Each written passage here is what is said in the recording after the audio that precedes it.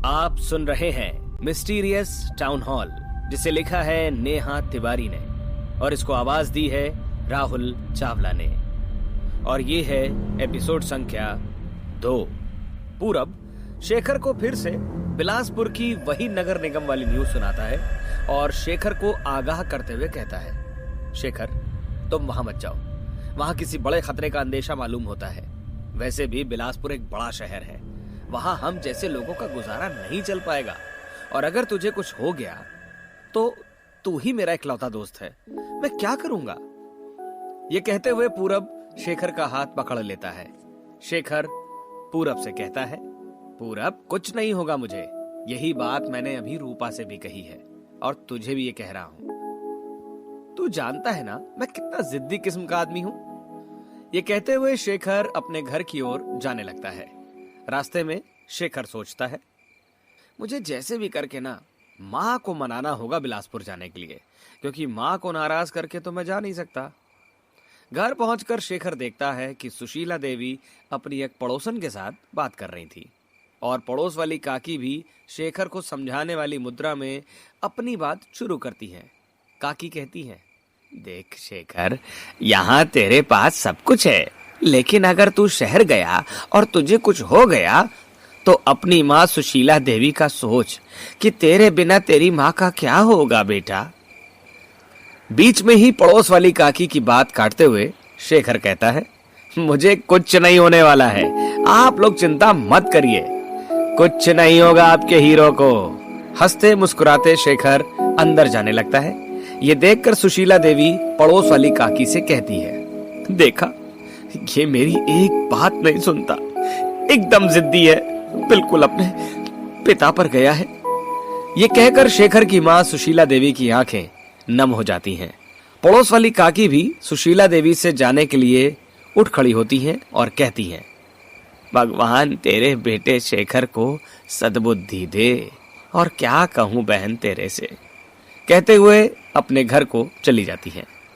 शेखर अपनी माँ सुशीला देवी के पास आकर खाना मांगता है तो सुशीला देवी शेखर को खाना परोस कर देती हैं, पर खुद नहीं खाती हैं और जाकर सो जाती हैं।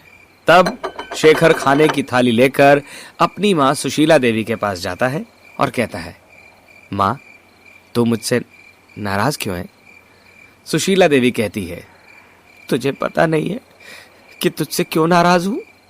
शेखर जवाब देता है, माँ मैं तेरा बेटा हूं, तुझे तो खुद रतनपुर वाले भैरव बाबा ने मुझे दिया है, तो तू चिंता क्यों करती है। माँ तू तो खुद कहती थी कि मुझे कुछ भी नहीं हो सकता, कोई अला बला छू नहीं सकती मुझे।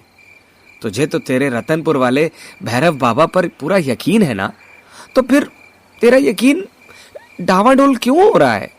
तू तो मेरी माँ है, तूने ही तो मुझे मुश्किल और हालातों के सामने डटे रहना सिखाया है, फिर आज तू क्यों डर रही है।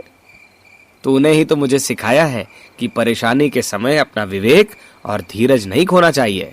अब तू क्यों और लोगों की तरह डरकर पीछे कदम ले रही है। और रही पिताजी की बात, वो तो लंबे समय से बीमार थे, इसलिए वो चल बसे। उनकी मौत को तू निगम से जोड़कर क्यों देखती है। माँ तू मेरे साथ चल तो सही, माँ से बेटे को कुछ नहीं होगा, और तेरे मेरे साथ भैरव बाबा भी तो हैं। मुझे भी तो भैरव बाबा पर यकीन करना तूने ही सिखाया है, तो मुझे तो पूरा यकीन है बाबा पर कि वो तुझे और मुझे कभी कुछ नहीं होने देंगे। ये कहते हुए शेखर अपनी माँ सुशीला देवी के पांव पकड़ लेता है और कहता है, माँ 1 महीना वहां चल कर देख, अगर तुझे वहां कुछ गड़बड़ लगेगी तो मैं तेरे साथ गांव वापस आ जाऊंगा, तू बस हाँ तो बोल। अपने बेटे की जिद देख सुशीला देवी कुछ नहीं कह पाती हैं। शेखर सुशीला देवी की इकलौती संतान था, वो उसकी जिद के आगे घुटने टेक देती है और शेखर को उठकर अपने गले से लगाते हुए हाँ में सर हिला देती है। लेकिन ये हाँ बेमन से की गई हाँ होती है। फिर वो अपने बेटे से कहती है, लेकिन अगर वहां तुझे तेरे लिए कुछ भी खतरा महसूस होगा तो मैं वहां एक दिन भी तुझे रुकने नहीं दूंगी और तुझे मेरे साथ गांव वापस आना होगा, और मेरे हिसाब से फिर तू अपनी जिंदगी जिएगा। कर वादा कर अपनी माँ से। कहते हुए सुशीला देवी अपने बेटे शेखर से वादा लेती है।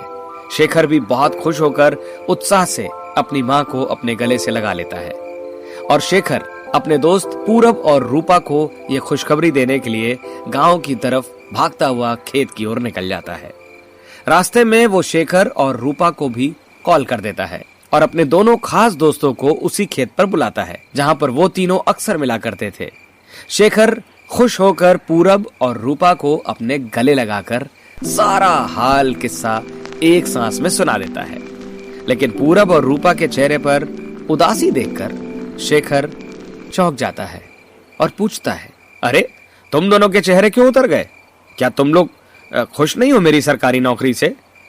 मैंने तो सोचा था कि मेरे दोनों दोस्त बहुत खुश होंगे और रूपा खासकर तुम तो, क्योंकि अब तो मैं तुम्हारे पिताजी से आकर डायरेक्ट तुम्हारा हाथ भी मांग सकता हूं और अब हमें छिपकर मिलने की जरूरत भी नहीं पड़ेगी।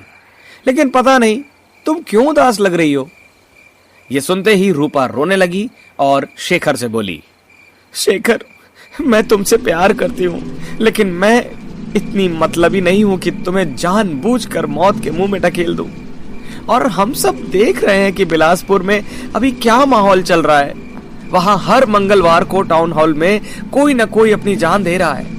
अब पता नहीं ये जादू टोना के कारण हो रहा है या कोई ढकेल दे रहा है किसी को, पर ऐसे माहौल में तुम अपनी पोस्टिंग ज्वाइन करने जाना चाहते हो तो मुझे अच्छा नहीं लग रहा है। फिर पूरब भी अपनी बात जारी रखते हुए शेखर से बोलता है, तू मेरा एक ही दोस्त है मेरे भाई और हमेशा रहेगा, लेकिन बिलासपुर में चल रही घटनाओं से हम लोग बहुत डरे हुए हैं क्योंकि सुनने में आ रहा है टाउन हॉल में कुछ गड़बड़ी है, बड़ी गड़बड़ी है।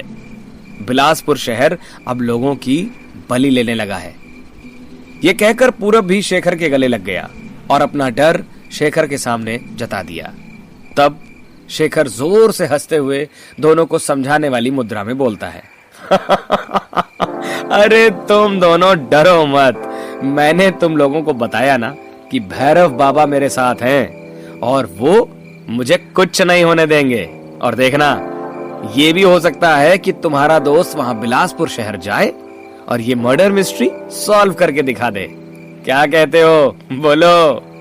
कहते हुए शेखर अपनी जिंदादिली होने का सबूत देते हुए हंसने लगा और उन दोनों से विदा लेते हुए ये कहता है, अच्छा सुनो, मुझे अब घर जल्दी जाना है, कहीं माँ अपना फैसला ना बदल दे। बड़ी मुश्किल से माँ को बनाया है मैंने और कल सुबह ही मैं गांव से निकल जाऊंगा। रूपा मेरा इंतजार करना, मैं तुम्हारे बाबा से तुम्हारा हाथ मांगने बहुत जल्द आऊंगा। ये कहते हुए शेखर अपनी साइकिल उठाता है और उसे चलाते हुए घर आ पहुंचता है। पर यह क्या, घर आकर शेखर का चेहरा उतर जाता है।